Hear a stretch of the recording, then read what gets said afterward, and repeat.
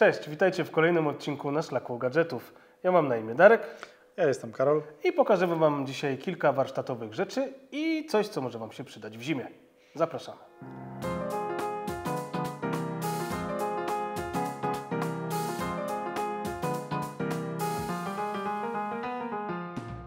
Nadchodzi zima, prawdziwe trudne warunki dla Waszych akumulatorów i zazwyczaj w tym okresie najczęściej dowiadujecie się o tym, że jednak Wasze akumulatory nie działają i potrzebujecie czegoś na już. Odpowiedzią na Wasze problemy może być Jump Starter, takie urządzenie, które ma w sobie trochę prądu i jest w stanie odpalić Wasz samochód. A czy jest w stanie?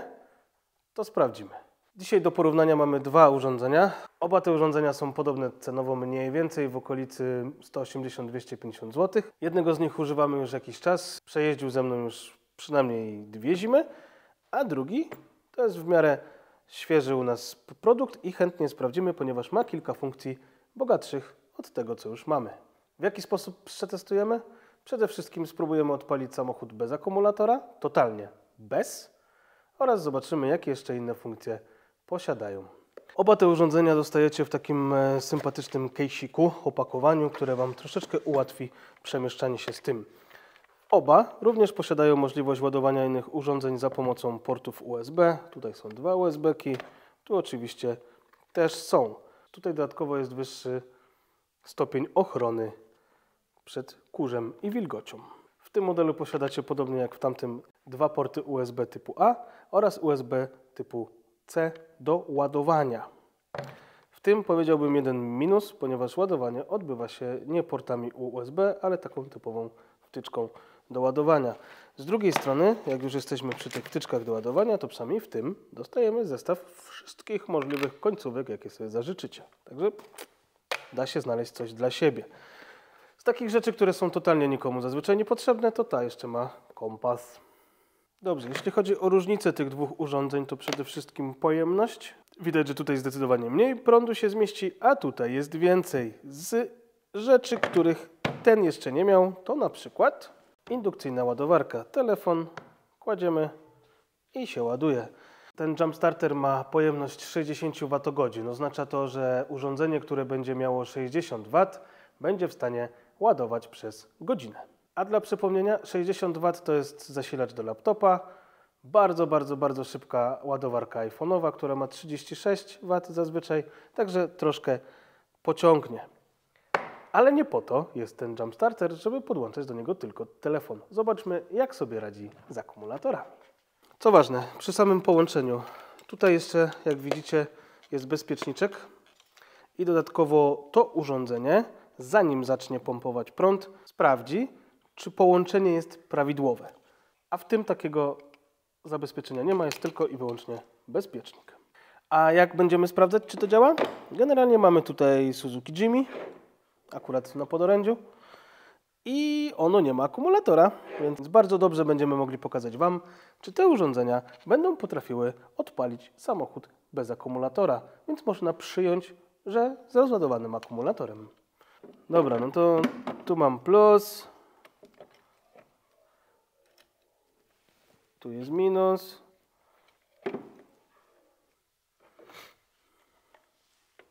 W takim razie podłączyliśmy plusik, minusik, urządzenie jest gotowe. W tej chwili mam odczyt 0,2 ampera.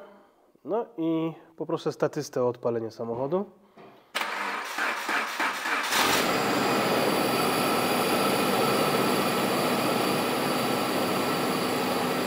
Działa! Jestem pod wrażeniem. Teraz sprawdzimy, jak poradzi sobie z tym drugi. Nasze drugie urządzonko. Minusik wpięty. Plusik wpięty. Mamy jedno kliknięcie. Poczekaj jeszcze. Mamy jedno kliknięcie, czyli obwód jest OK. I teraz jedziemy.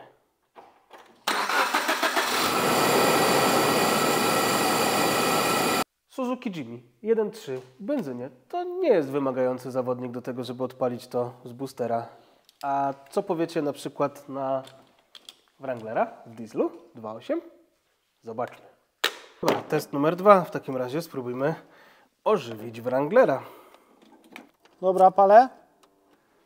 No, grzej świec. Szkoda, że się świateł nie da wyłączyć. 30 amperów. Czyli podgrzewanie świec już wiemy, że to jest 30 amperów. Uwaga. No. Dobra. Nie ma sensu. To by było na tyle. To rozrusznik nie przekręci, więc generalnie to za dużo. To urządzenie niestety przy takim silniku, dużym, dieslowym, nie. Ale zobaczmy teraz tego. Ja uważam, że nie, że to nadal będzie mało, ale no to zobaczymy.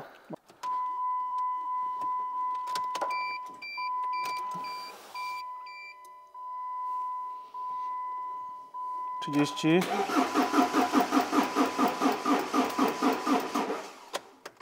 Czekaj, jest sukces, bo zakręcił. Jakbyś go przepalił wcześniej raz, Nie ma oszustwa.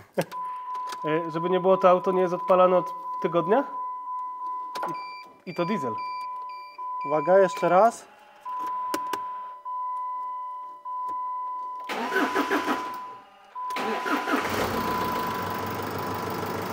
Aha. No dobra, ale jesteś w stanie odpalić. Jesteś i zostało 73%.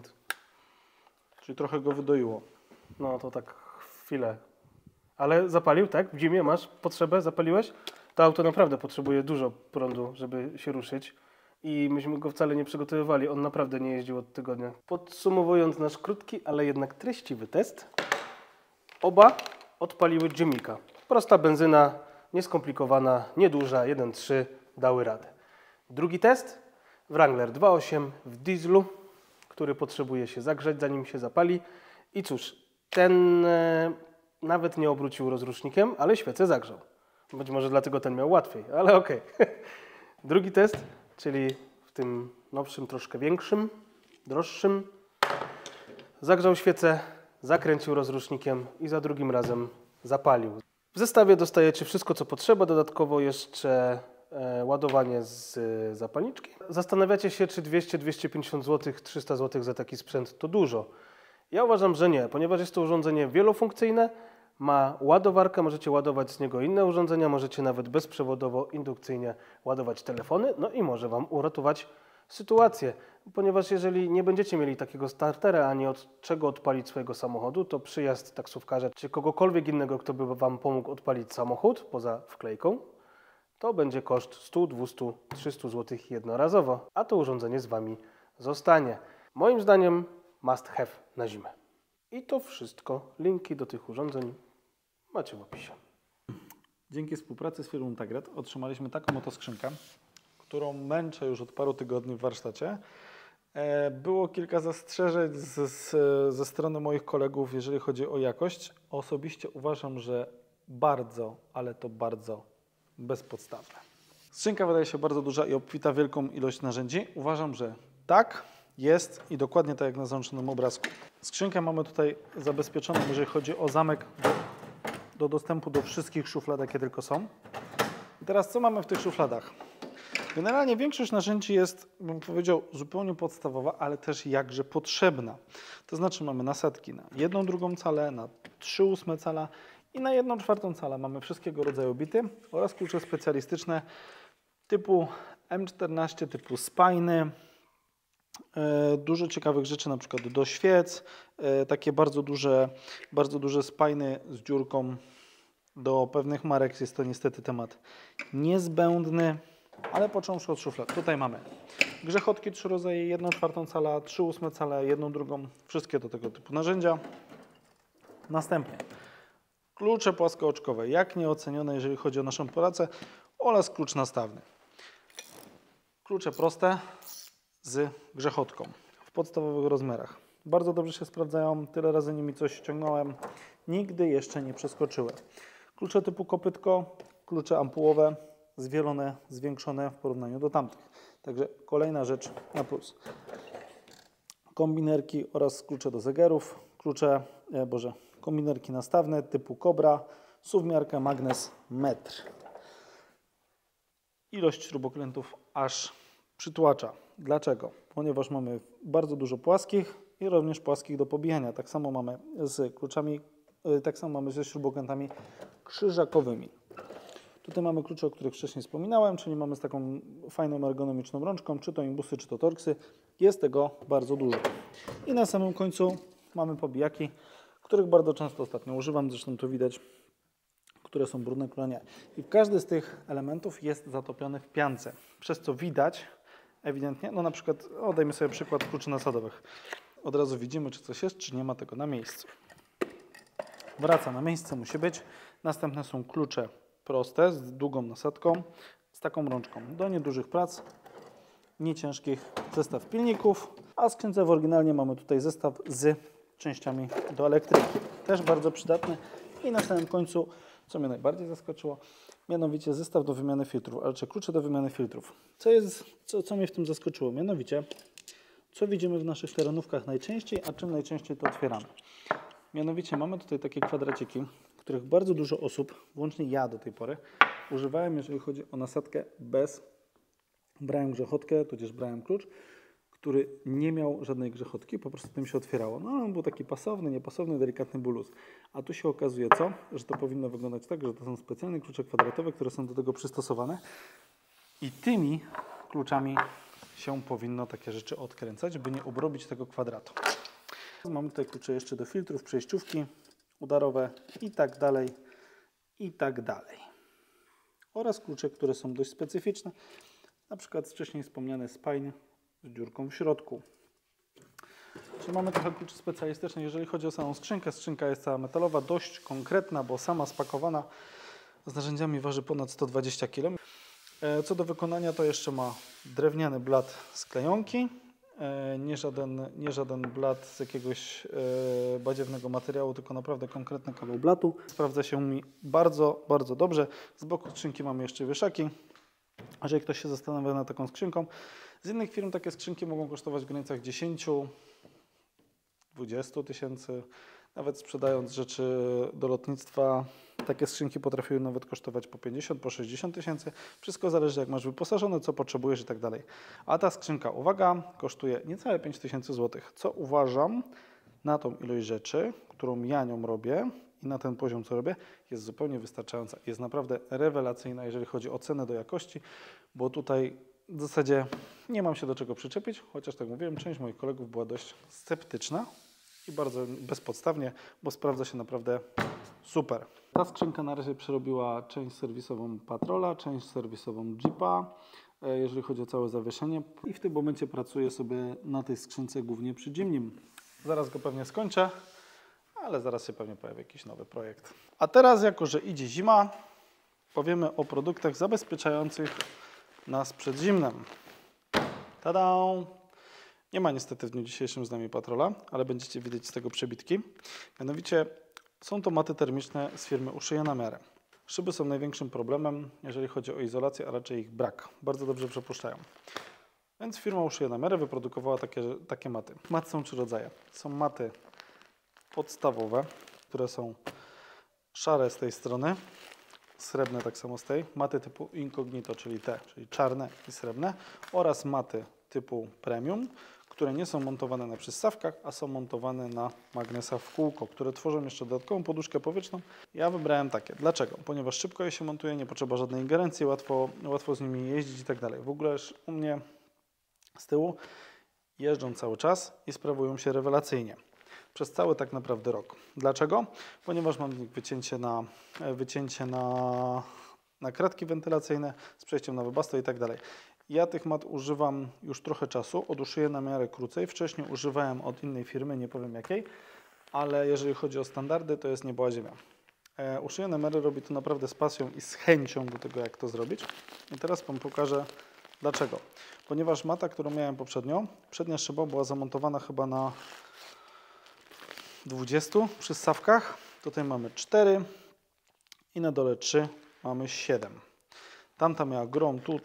Przez to mata trzyma w miarę sztywność. Nie jest to mata, która będzie nam uciekać. Różnica temperaturowa ogromna.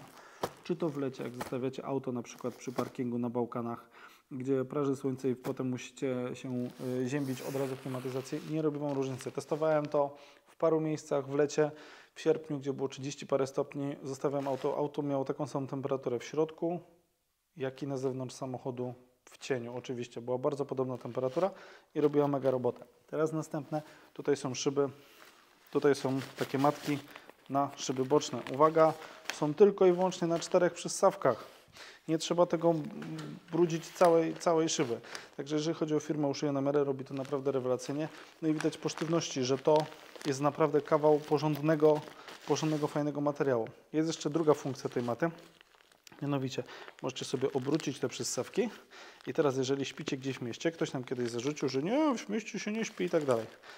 Sytuacje są różne. Można obrócić i wtedy robisz sobie tym na zewnątrz i wtedy ktoś idąc obok samochodu nawet nie zdaje sobie sprawy, że jesteś w środku. Bo na pierwszy rzut oka wygląda to, jakby auto było po prostu zaciemnione albo folią, albo czymś, żeby do środka nie móc zajrzeć. Więc maty naprawdę mają kilka funkcji. Po pierwsze funkcję termiczną A od zimna, B od ciepła, C zaciemniające, jeżeli chodzi o środek. Ja jestem jeszcze z tych osób, które lubią, jak jest ciemno w aucie. Śpiąc w środku naprawdę poprawia sen.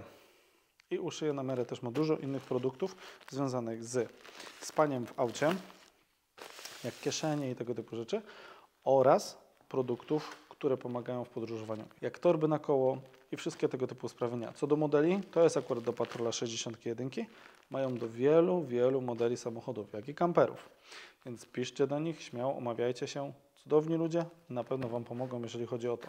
Ja osobiście bardzo polecam i bardzo lubię te produkty i szczerze nie wyobrażam sobie bez nich, jeżeli chodzi o spanie w środku. Tyle.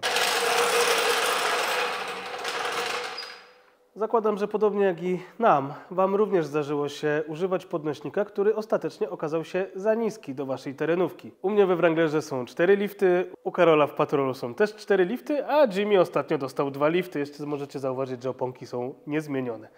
No i w jaki sposób poradzić sobie na warsztacie? To niestety standardowa sytuacja. My mamy podnośnik firmy Tagret. On umożliwia podniesienie samochodu do 4 ton. I to nie jest największa jego zaleta. Według mnie jego największą zaletą jest to, że generalnie jest duży, ma długą rękojeść i podnosi się stosunkowo szybko. Jak szybko? Zobaczcie.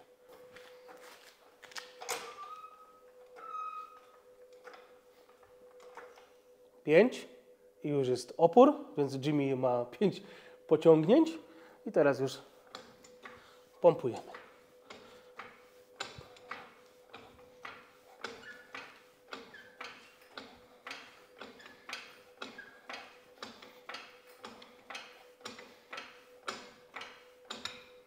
Jimmy u góry. To, z czym ja się spotkałem w niektórych podnośnikach podobnego typu, to jest problem z działaniem opuszczania. Tak by nie chodzi o to, że nie opuszcza albo opuszcza wtedy, kiedy nie chcesz, tylko precyzja opuszczania jest taka, powiedziałbym, dyskusyjna, co prowadzi do różnych sytuacji, jak chcesz delikatnie opuścić samochód. Tutaj bez problemu. Spróbujmy w takim razie delikatnie opuścić podnośnik.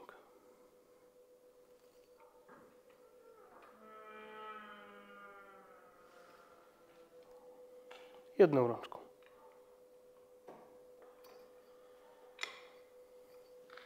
Działa? Działa. Dlaczego ten podnośnik podnosi tak szybko? Ponieważ ma tutaj konstrukcję dwutłokową, podnosi od 9,5 cm do 56 jako maksymalny punkt. Mało która terenówka okaże się wyzwaniem dla tego podnośnika, ponieważ my najczęściej podnosimy za most, gruszkę mostu, a 4 tony, umówmy się, jeżeli podnosisz nawet całą oś z tyłu, to jeszcze daleko do maksimum. Więc tak, booster, jak widzieliście, no dość ciekawa sprawa. Uważam, że przyda się każdemu. Must have. Tak, ja uważam, że to jest must have, jeżeli chodzi o zimę. Poza tym cena jego jest, powiedziałbym, do tych znacznie droższych relatywnie niska. Trzeba było przetestować z takimi bardzo drogimi i zobaczyć, jaka jest różnica. No może poza kompasem, który się nie przydaje do niczego. Skrzynka narzędziowa dla mnie to już totalne, no bez tego ani rusz. Tak, jeśli chodzi o właściciela Jeepa, to do niego tylko brakuje parę calowych rzeczy, kluczy i to wszystko. Część się pokrywa, ale osobiście uważam, że calowe to calowa, metryczne to metryczne, koniec, kropka i tak to wygląda. Powinieneś mieć zestaw 12-kątnych calowych nasadek i to w większości załatwia sprawę. I kluczy płaskich też. Dobra, calowe, tak. Powinieneś mieć zestaw calowych. Kolejna sprawa jaka jest, czyli maty termiczne, jeżeli chodzi o spanie w zimie, uważam, że to jest obowiązkowe, jeżeli chcę o utrzymanie ciepła, tak samo w lecie. Całoroczny produkt, który jest w pytę. Można tak powiedzieć? W pytę? W pytkę można. W pytkę, tak. I na koniec podnośnik. To chyba to jest taka rzecz, z której korzystamy najczęściej. Uważam, że to jest must have w każdym warsztacie. Ten jest bardzo wygodny, szybki. Pamiętajcie tylko o tym, że przy używaniu podnośnika należy zawsze zabezpieczyć samochód najlepiej kobyłkami, po to, żeby w przypadku jego awarii albo przesunięcia się nie spadło Wam auto na ziemię.